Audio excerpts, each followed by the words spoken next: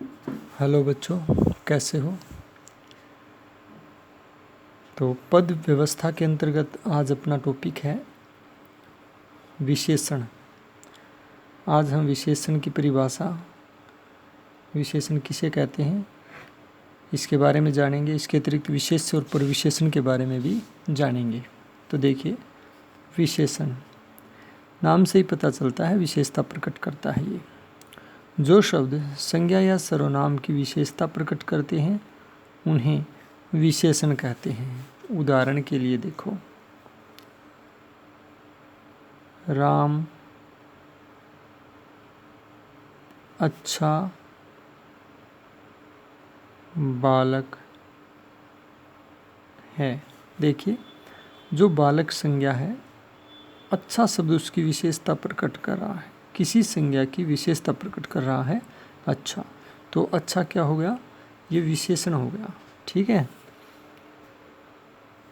इसी तरह जैसे नीला कमल, काला पेन, तो ये सब की नीला काला ये सब भी क्या है, विशेषण है। साथ के साथ हम विशेष्य को भी समझ लेते हैं।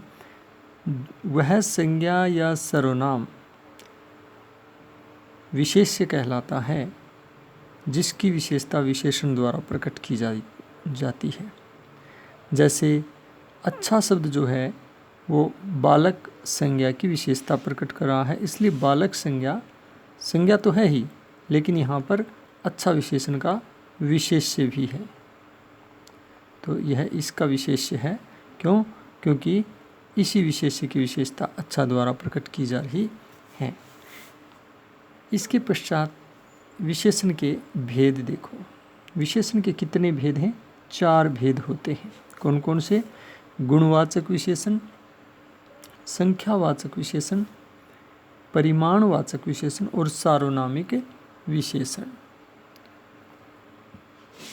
गुणवाचक में देखिए, जो शब्द या जो विशेषण किसी संज्ञा या सर्वनाम के गुण और दोष प्रकट करते हैं वे गुणवाचक विशेषण कहलाते हैं। यहाँ पर गुणवाचक को सिर्फ गुण के लिए नहीं बल्कि गुण या दोष, खासियत प्रकट करते हैं, तो वो गुणवाचक विशेषण कहलाते हैं। उदाहरण के लिए जैसे मान लीजिए हम कहें, ऊपर हमने बोला था अच्छा बालक, तो यहाँ पर जो अच्छा शब्द है वो किसी का गुण है। बुरा लड़का, तो वो भी उसका दोष है, ये भी गुणवाचक विशेषण के अंतर्गत ही आएगा। इसके अतिरिक्त हम रंग, काल, दशा, इन सब से संबंधित भी विशेषण बना सकते हैं। जैसे मान लो रंग के हिसाब से देखें, हरा पेन, ठीक है, लाल पेन, तो ये क्या हो गए, गुणवाचक विशेषण हो जाएंगे। फिर है संख्यावाचक विशेषण। वह विशेषण शब्द जो किसी संज्ञा या सर्वनाम की या किसी विशेष्य की संख्या प्रकट करे, वो संख्यावाचक विशेषण कहलाता है। जैसे 3 रंग, ठीक है, 4 किलो आटा, ठीक। तो इस तरह से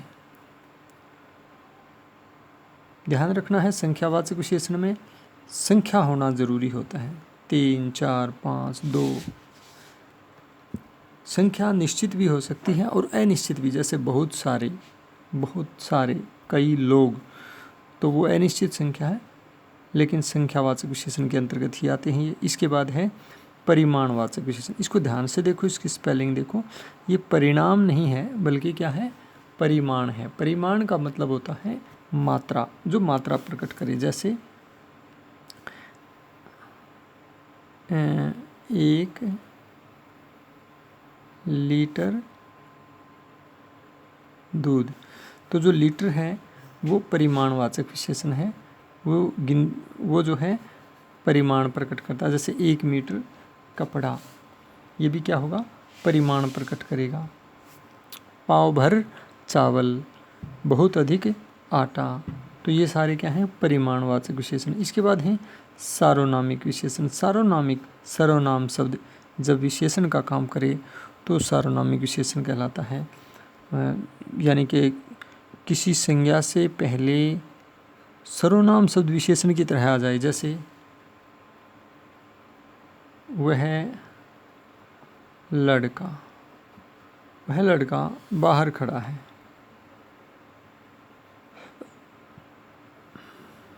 तो यहाँ पर लड़का संज्ञा से पहले वह जो सर्वनाम आया है, वो वह शब्द यहाँ पर विशेषण का काम कर रहा है। लड़के की विशेषता वह, यह लड़का नहीं वह, तो यहाँ ये सार्वनामिक विशेषण होगा। यह कलम मेरी है, तो यहाँ यह शब्द कलम की विशेषता प्रकट कर रहा है, इसलिए क्या हुआ, सार्वनामिक विशेषण है। तो ये 4 जो है विशेषण के भेद हैं।